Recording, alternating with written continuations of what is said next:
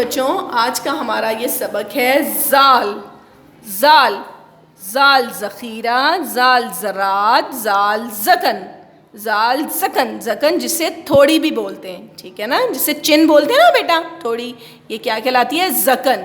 ہمارا آج کا سبق کیا ہے؟ زال زال ذخیرہ۔ ذخیرہ کیا ہوتا ہے بیٹا؟ کسی چیز کا وافر مقدار میں ہونا، زیادتی ہونا، کسی چیز کا نا جمع کر لینا۔ اب یہ دیکھو یہ درختوں کا ذخیرہ ہے نا، یہ کتنے سارے درخت ایک ساتھ اکٹھے ہوئے ہیں، تو یہ کیا کہلاتا ہے؟ ذخیرہ۔ اور ذخیرہ کس سے شروع ہوتا ہے؟ زال سے۔ زال ذخیرہ۔ ذخیرہ کس سے شروع ہوتا ہے؟ زال سے۔ ذخیرہ کا مطلب کیا ہوتا ہے؟ بہت ساری چیزوں کا اکٹھا ہونا، جمع ہو جانا، سیو ہو جانا۔ بہت سے یہ دیکھو کتنے سارے درختوں کا ذخیرہ ہے نا، یہ ایک ساتھ کتنے سارے درخت نظر آ رہے ہیں، یہ کیا ہے؟ ذخیرہ۔ زال ذخیرہ۔ زال زراعت۔ زال زراعت۔ زراعت یہ دیکھو نا، چھوٹے چھوٹے چھوٹے چھوٹے ریزے ہیں نا، یہ دیکھو یہ ریزے ہیں، یہ کیا کہلاتے ہیں؟ زراعت کہلاتے ہیں۔ یہ کیا کہلاتے ہیں؟ زراعت کہلاتے ہیں نا، چھوٹے چھوٹے ریزے، چھوٹے چھوٹے پیسز جو ہیں، ذرے ہیں، یہ کیا کہلاتے ہیں؟ زراعت کہلاتے ہیں۔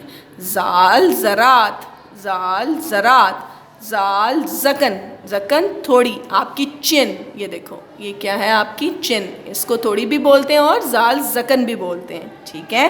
سمجھ آئی بچوں؟ زال ذخیرہ، زال زراعت، زال زکن، زال ذخیرہ، زال زراعت، زال زکن، اس کو تھوڑی بھی بولتے ہیں، ٹھیک ہے؟